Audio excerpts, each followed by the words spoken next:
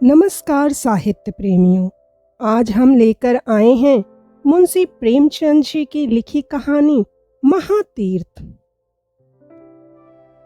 मुंशी इंद्रमणि की आमदनी कम थी और खर्च ज्यादा। अपने बच्चे के लिए दाई का खर्च ना उठा सकते थे, लेकिन एक तो बच्चे की सेवा शुश्रूषा की फिक्र और दूसरे अपने बराबर वालों से हेठे बनकर रहने का अपमान इस खर्च को सहने पर मजबूर करता था। बच्चा दाई को बहुत चाहता था, हरदम उसके गले का हार बना रहता था, इसलिए दाई और भी जरूरी मालूम होती थी। पर शायद सबसे बड़ा कारण यह था कि वह मुरव्वत के वश दाई को जवाब देने का साहस नहीं कर सकते थे। बुढ़िया उनके यहाँ 3 साल से नौकर थी। उसने उनके इकलौते लड़के का लालन पालन किया था। अपना काम बड़ी मुस्तैदी और परिश्रम से करती थी। उसे निकालने का कोई बहाना नहीं था और व्यर्थ खूचड़ निकालना इंद्रमणि जैसे भले आदमी के स्वभाव के विरुद्ध था। पर सुखदा इस संबंध में अपने पति से सहमत ना थी। उसे संदेह था कि दाई हमें लूट लेती है। जब दाई बाजार से लौटती तो वह दालान में छिपी रहती कि देखूं आटा कहीं छिपा कर तो नहीं रख देती, लकड़ी तो नहीं छिपा देती। उसकी लाई हुई चीजों को घंटों देखती, पूछताछ करती, बार बार पूछती, इतना ही क्यों? क्या भाव है? क्या इतना महंगा हो गया? दाई कभी तो इन संदेहात्मक प्रश्नों का उत्तर नम्रता पूर्वक देती, किंतु जब कभी बहू जी ज्यादा तेज हो जाती तो वह भी कड़ी पड़ जाती थी। सपते खाती, सफाई की शहादतें पेश करती, वाद विवाद में घंटों लग जाते थे। प्रायः नित्य यही दशा रहती थी और प्रतिदिन यह नाटक दाई के अश्रुपात के साथ समाप्त होता था। दाई का इतनी सख्तियां झेल कर पड़े रहना सुखदा के संदेह को और भी पुष्ट करता था। उसे कभी विश्वास नहीं होता था कि यह बुढ़िया केवल बच्चे के प्रेमवश पड़ी हुई है। वह बुढ़िया को इतनी बाल प्रेमशीला नहीं समझती थी। संयोग से एक दिन दाई को बाजार से लौटने में जरा देर हो गई। वहां 2 कुंजड़िनों में देवासुर संग्राम मचा था। उनका चित्रमय हाव भाव, उनका आग्नेय तर्क वितर्क, उनके कटाक्ष और व्यंग सब अनुपम थे। विष के 2 नद थे या ज्वाला के 2 पर्वत, जो दोनों तरफ से उमड़कर आपस में टकरा गए थे। क्या वाक प्रवाह था! कैसी विचित्र विवेचना! उनका शब्द बाहुल्य, उनकी मार्मिक विचारशीलता, उनके अलंकृत शब्द विन्यास और उनकी उपमाओं की नवीनता पर ऐसा कौन सा कवि है जो मुग्ध ना हो जाता। उनका धैर्य, उनकी शांति विस्मयजनक थी। दर्शकों की एक खासी भीड़ भी थी। वह लाज को भी लज्जित करने वाले इशारे, वह अश्लील शब्द जिनसे मलिनता के भी कान खड़े होते, सहस्त्रों रसिक जनों के लिए मनोरंजन की सामग्री बने हुए थे। दाई भी खड़ी हो गई कि देखूं क्या मामला है। तमाशा इतना मनोरंजक था कि उसे समय का बिल्कुल ध्यान न रहा। यकायक जब 9 के घंटे की आवाज कान में आई तो चौंक पड़ी और लपकी हुई घर की ओर चली। सुखदा भरी बैठी थी। दाई को देखते ही त्योरी बदल कर बोली, क्या बाजार में खो गई थी? दाई विनयपूर्ण भाव से बोली, एक जान पहचान की मेहरी से भेंट हो गई। वह बातें करने लगी। सुखदा इस जवाब से और भी चिढ़कर बोली, यहाँ दफ्तर जाने को देर हो रही है और तुम्हें सैर सपाटे की सूझती है।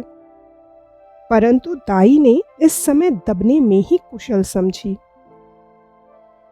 बच्चे को गोद में लेने चली, पर सुखदा ने झिड़क कर कहा, रहने दो, तुम्हारे बिना वह व्याकुल नहीं हुआ जाता। दाई ने इस आज्ञा को मानना आवश्यक नहीं समझा। बहू जी का क्रोध ठंडा करने के लिए इससे उपयोगी और कोई उपाय ना सूझा। उसने रुद्रमणि को इशारे से अपने पास बुलाया। वह दोनों हाथ फैलाए लड़खड़ाता हुआ उसकी ओर चला। दाई ने उसे गोद में उठा लिया और दरवाजे की तरफ चली, लेकिन सुखदा बाज की तरह झपटी और रुद्र को उसकी गोद से छीन कर बोली, तुम्हारी यह धूर्तता बहुत दिनों से देख रही हूँ। यह तमाशे किसी और को दिखाइयो। यहाँ जी भर गया। दाई रुद्र पर जान देती थी और समझती थी कि सुखदा इस बात को जानती है। उसकी समझ में सुखदा और उसके बीच यह ऐसा मजबूत संबंध था जिसे साधारण झटके तोड़ न सकते थे। यही कारण था कि सुखदा के कटु वचनों को सुनकर भी उसे यह विश्वास न होता था कि मुझे निकालने पर प्रस्तुत है। सुखदा ने यह बातें कुछ ऐसी कठोरता से कहीं और रुद्र को ऐसी निर्दयता से छीन लिया कि दाई से सह्य न हो सका। बोली, बहू जी, मुझसे कोई बड़ा अपराध तो नहीं हुआ। बहुत तो पाँव घंटे की देर हुई होगी। इस पर आप इतना बिगड़ रही हैं तो साफ क्यों नहीं कह देती कि दूसरा दरवाजा देखो। नारायण ने पैदा किया है तो खाने को भी देगा। मजदूरी का अकाल थोड़े ही है। सुखदा ने कहा, तो यहाँ तुम्हारी परवाह ही कौन करता है। तुम्हारी जैसी लौंडिनें गली गली ठोकरें खाती फिरती हैं। दाई ने जवाब दिया, हाँ नारायण आपको कुशल से रखें। लौंडिनें और दाइयाँ आपको बहुत मिलेंगी। मुझसे जो कुछ अपराध हुआ हो क्षमा कीजिए। मैं जाती हूँ। सुखदा जाकर मर्दाने में अपना हिसाब कर लो। दाई, मेरी तरफ से रुद्र बाबू को मिठाइयाँ मंगवा दीजिएगा। इतने में इंद्रमणि भी बाहर से आ गए। पूछा, क्या है क्या? दाई ने कहा, कुछ नहीं। बहू जी ने जवाब दिया, घर जाती हूँ। इंद्रमणि गृहस्थी के जंजाल से इस तरह बचते थे जैसे कोई नंगे पैर वाला मनुष्य कांटों से बचे। उन्हें सारे दिन एक ही जगह खड़े रहना मंजूर था, पर कांटों में पैर रखने की हिम्मत ना थी। खिन्न होकर बोले, बात क्या हुई? सुखदा ने कहा, कुछ नहीं। अपनी इच्छा जी नहीं चाहता। नहीं रखते। किसी के हाथों बिक तो नहीं गए? इंद्रमणि ने झुंझला कर कहा, तुम्हें बैठे बैठे एक ना एक खूचड़ सूझती रहती है। सुखदा ने तिनक कर कहा, हाँ मुझे तो इसका रोग है, क्या करूं? स्वभाव ही ऐसा है। तुम्हें यह बहुत प्यारी है तो ले जाकर गले में बांध लो। मेरे यहाँ जरूरत नहीं। दाई घर से निकली तो आंखें डबडबाई हुई थीं। हृदय रुद्रमणि के लिए तड़प रहा था।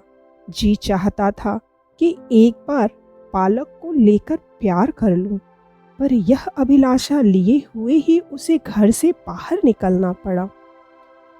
रुद्रमणि दाई के पीछे पीछे दरवाजे तक आया, पर दाई ने जब दरवाजा बाहर से बंद कर दिया तो वह मचलकर जमीन पर लेट गया और अन्ना अन्ना कहकर रोने लगा। सुखदा ने चुमकारा, प्यार किया, गोद में लेने की कोशिश की, मिठाई देने का लालच दिया, मेला दिखाने का वादा किया। इससे जब काम न चला तो बंदर, सिपाही, लूलू और हवा की धमकी दी, पर रुद्र ने वह रौद्र भाव धारण किया कि किसी तरह चुप न हुआ। यहाँ तक कि सुखदा को क्रोध आ गया। बच्चे को वहीं छोड़ दिया और आकर घर के धंधे में लग गई। रोते रोते रुद्र का मुंह और गाल लाल हो गए, आंखें सूज गईं। निदान वह वहीं जमीन पर सिसकते सिसकते सो गया। सुखदा ने समझा था कि बच्चा थोड़ी देर में रो धोकर चुप हो जाएगा। रुद्र ने जागते ही अन्ना की रट लगाई। 3 बजे इंद्रमणि दफ्तर से आए और बच्चे की यह दशा देखी तो स्त्री की तरफ कुपित नेत्रों से देखकर उसे गोद में उठा लिया और बहलाने लगे। जब अंत में रुद्र को यह विश्वास हो गया कि दाई मिठाली लेने गई है तो उसे संतोष हुआ, परंतु शाम होते ही उसने फिर चीखना शुरू किया, अन्ना मिठाई ला। इस तरह 2-3 दिन बीत गए। रुद्र को अन्ना की रट लगाने और रोने के सिवा और कोई काम न था।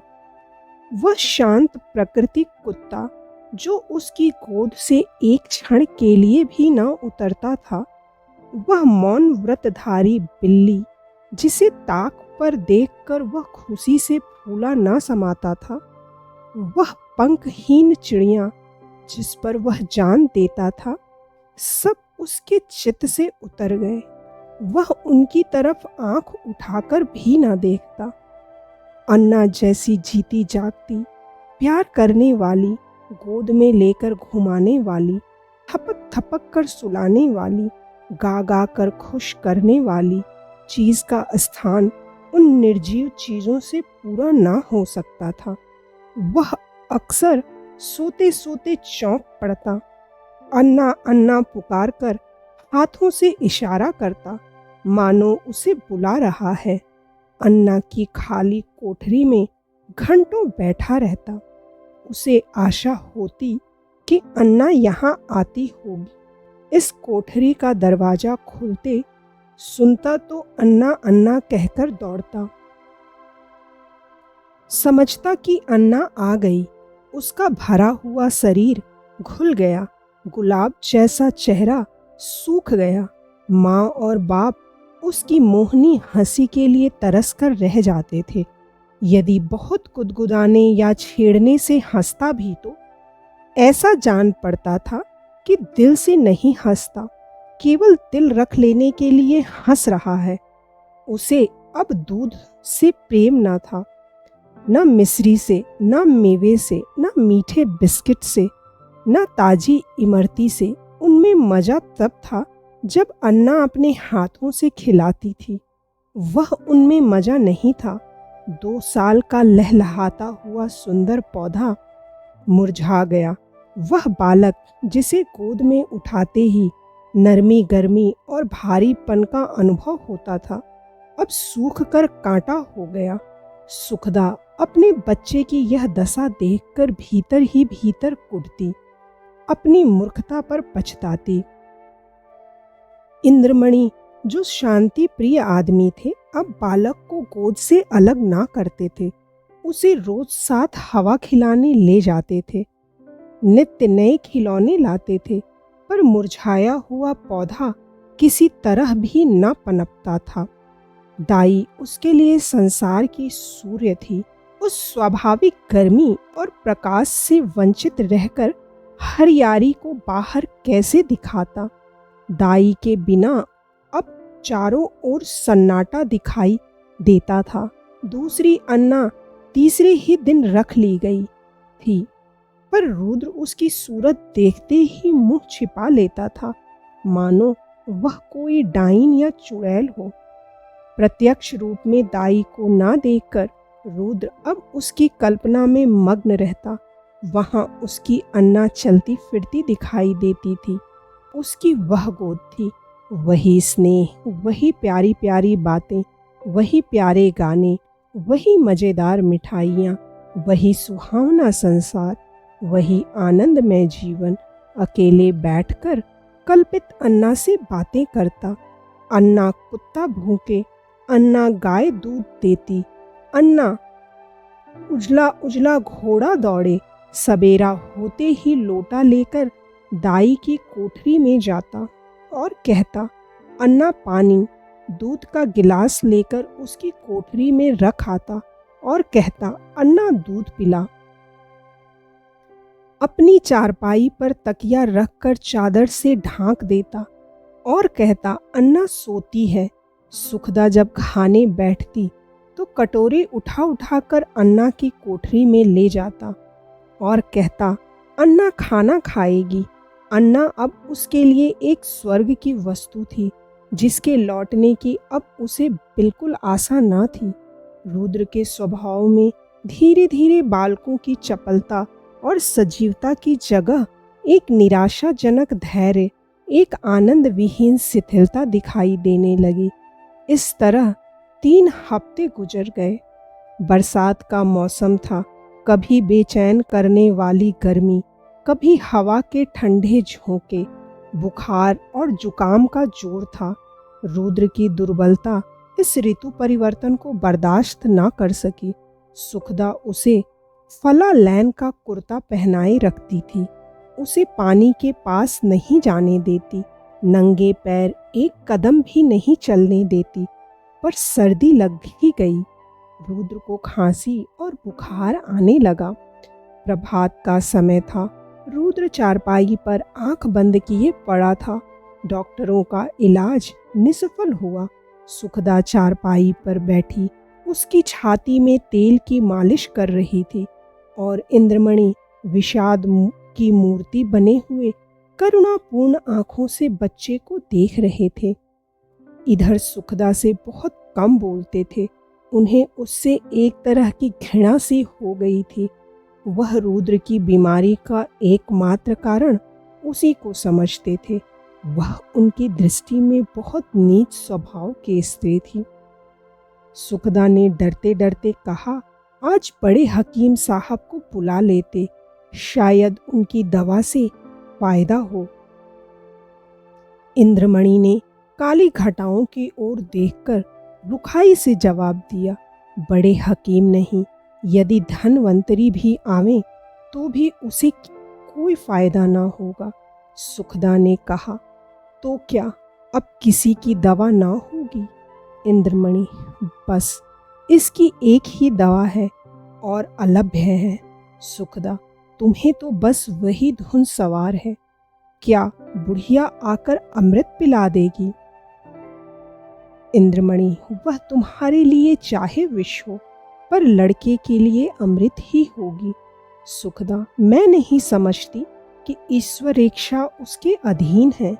इंद्रमणि, यदि नहीं समझती हो और अब तक नहीं समझी तो रोगी, बच्चे से हाथ धोना पड़ेगा।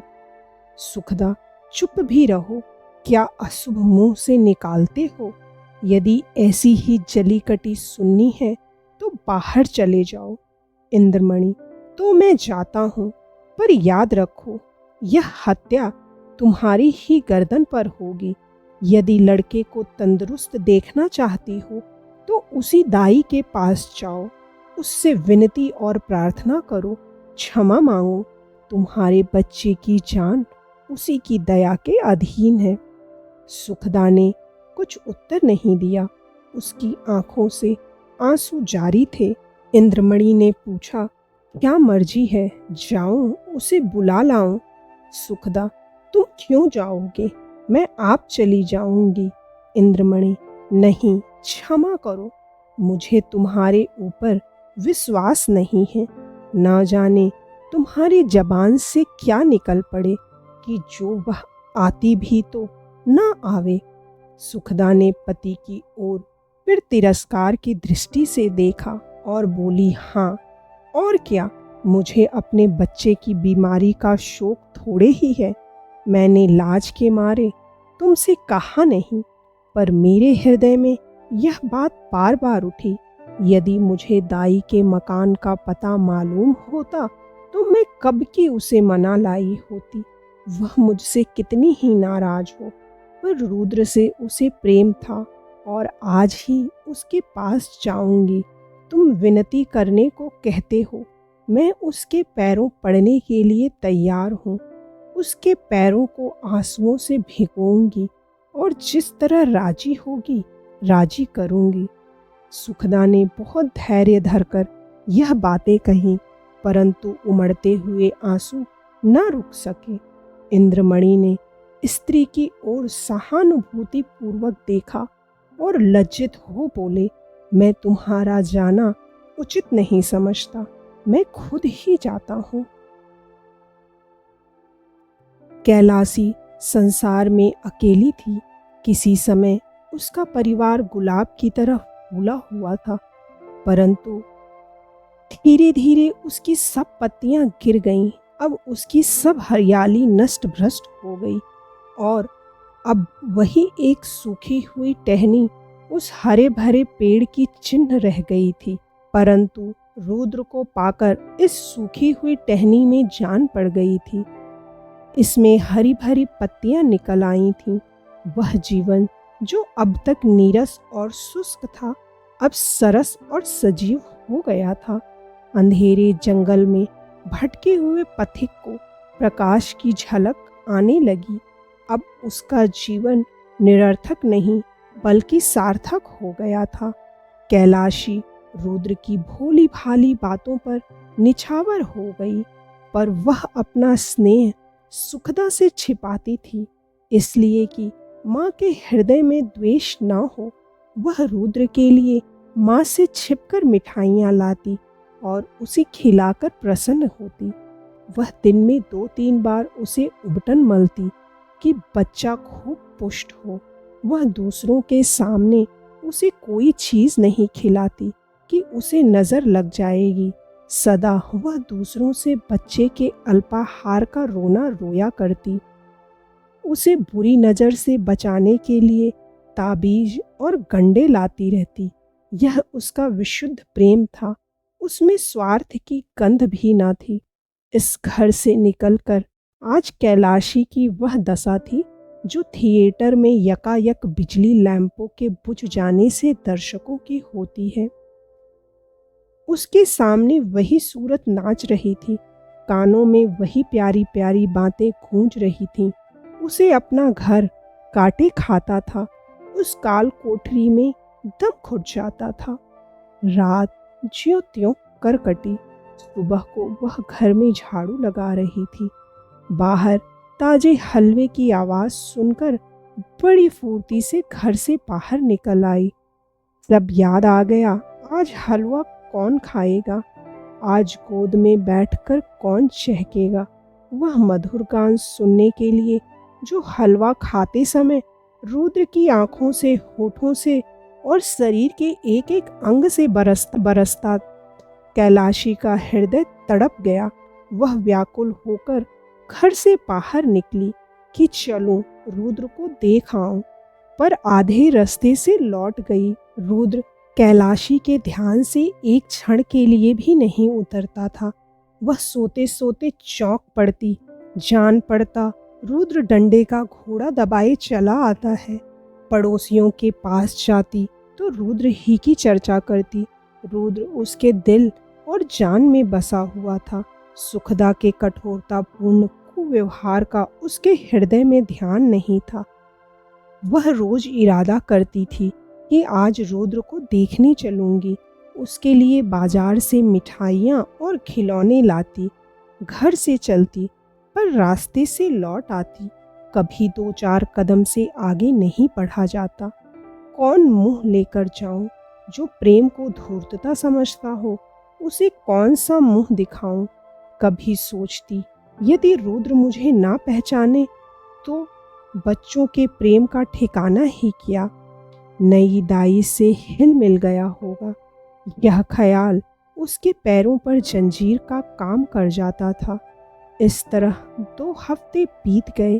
कैलाशी का जी उचटा रहता, जैसे उसे कोई लंबी यात्रा करनी हो। घर की चीज़ें जहाँ की तहाँ पड़ी रहती, न खाने की सुधि थी न कपड़े की। रात दिन रुद्र ही के ध्यान में डूबी रहती थी। संयोग से इन्हीं दिनों बद्रीनाथ की यात्रा का समय आ गया। मोहल्ले के कुछ लोग यात्रा की तैयारियां करने लगे। कैलाशी की दशा इस समय उस पालतू चिड़िया की सी थी जो पिंजड़े से निकलकर फिर किसी कोने की खोज में हो। उसे विस्मृति का यह अच्छा अवसर मिल गया। यात्रा के लिए तैयार हो गई। आसमान पर काली घटाएं छाई हुई थीं और हल्की हल्की फुहारें पड़ रही थीं। देहली स्टेशन पर यात्रियों की भीड़ थी।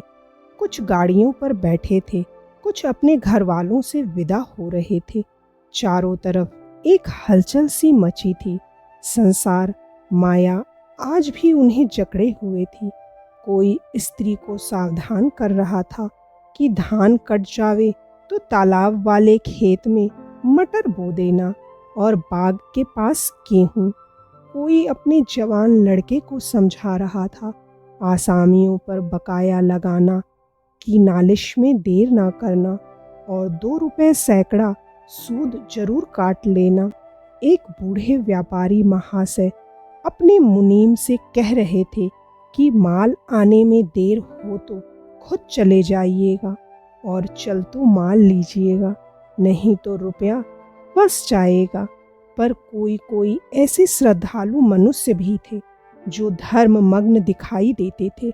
वे या तो चुपचाप आसमान की ओर निहार रहे थे या माला फेरने में तल्लीन थे। कैलाशी भी एक गाड़ी में बैठी सोच रही थी, इन भले आदमियों को अब भी संसार की चिंता नहीं छोड़ती। वही वाणिज्य व्यापार लेन देन की चर्चा रुद्र इस समय यहाँ होता तो बहुत रोता। मेरी गोद से कभी न उतरता। लौटकर उसे अवश्य देखने जाऊंगी। या ईश्वर, किसी तरह गाड़ी चले, गर्मी के मारे जी व्याकुल हो रहा है।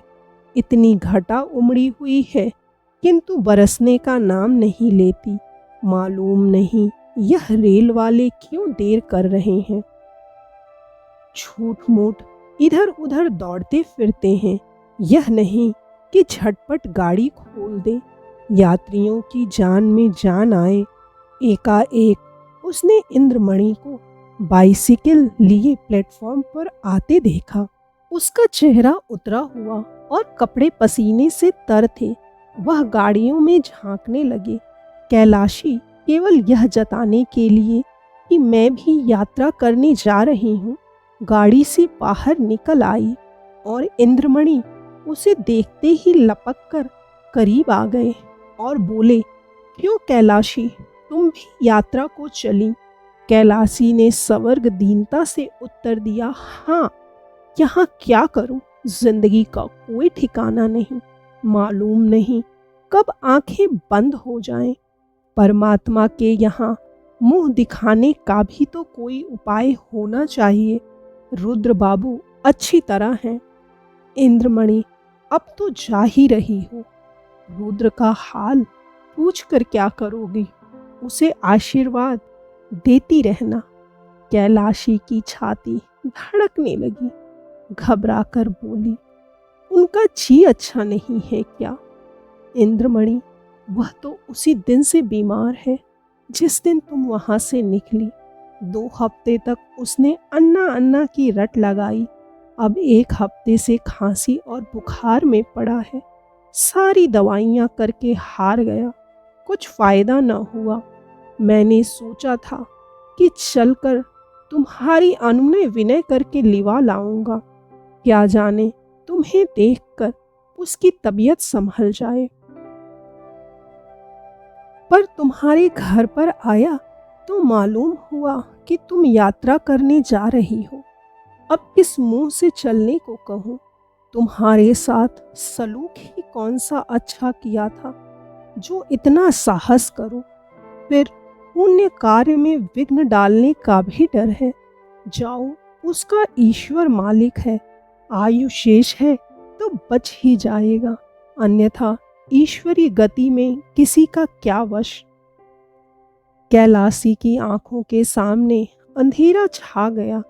सामने की चीजें तैरती हुई मालूम होने लगी। हृदय भावी अशुभ की शंका से दहल गया। हृदय से निकल पड़ा, या ईश्वर, मेरे रुद्र का बाल बांका ना हो। प्रेम से गला भर आया। विचार किया, मैं कैसी कठोर हृदया हूँ। प्यारा बच्चा रो रो कर हलाकान हो गया। और मैं उसे देखने तक नहीं गई। सुखदा का स्वभाव अच्छा नहीं, ना सही, किंतु रुद्र ने मेरा क्या बिगाड़ा था कि मैंने माँ का बदला बेटे से लिया। ईश्वर मेरा अपराध क्षमा करो। प्यारा रुद्र मेरे लिए हुड़क रहा है। इस ख्याल से कैलाशी का कलेजा महसूस उठा और आंखों से आंसू बह निकले। मुझे क्या मालूम था कि उसे मुझसे इतना प्रेम है। नहीं मालूम बच्ची की क्या दशा है। भयातुर हो बोली, दूध तो पीते हैं ना। इंद्रमणि, तुम दूध पीने को कहती हो? उसने 2 दिन से आंखें तक नहीं खोली। कैलाशी, या मेरे परमात्मा, अरे कूली बेटा, आकर मेरा सामान गाड़ी से उतार दे। अब मुझे तीरथ जाना नहीं सूझता। हाँ बेटा, जल्दी कर। बाबूजी, देखो कोई इक्का हो तो ठीक कर लो। इक्का रवाना हुआ। सामने सड़क पर बग्घियां खड़ी थीं। घोड़ा धीरे धीरे चल रहा था। कैलाशी बार बार झुंझलाती थी और इक्का वान से कहती थी, बेटा जल्दी कर, मैं तुझे कुछ ज्यादा दे दूंगी। रास्ते में मुसाफिर की भीड़ देखकर उसे क्रोध आता था। उसका जी चाहता था कि घोड़े के पर लग जाते, लेकिन इंद्रमणि का मकान करीब आ गया तो कैलाशी का हृदय उछलने लगा। बार बार हृदय से रुद्र के लिए शुभ आशीर्वाद निकलने लगा। ईश्वर करे सब कुशल मंगल हो। इक्का इंद्रमणि की गली की ओर मुड़ा। अकस्मात कैलाशी के कान में रोने की ध्वनि पड़ी। कलेजा मुंह को आ गया, सिर में चक्कर आ गया। मालूम हुआ नदी में डूबी जाती हूँ। जी चाहा कि इक्के पर से कूद पड़ूं, पर थोड़ी ही देर में मालूम हुआ कि कोई स्त्री मैके से विदा हो रही है। संतोष हुआ। अंत में इंद्रमणि का मकान आ पहुंचा। कैलाशी ने डरते डरते दरवाजे की तरफ ताका, जैसे कोई घर से भागा हुआ अनाथ लड़का शाम को भूखा प्यासा घर आए।